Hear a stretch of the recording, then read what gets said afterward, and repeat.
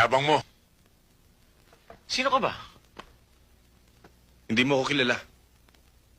Pero kilala kita.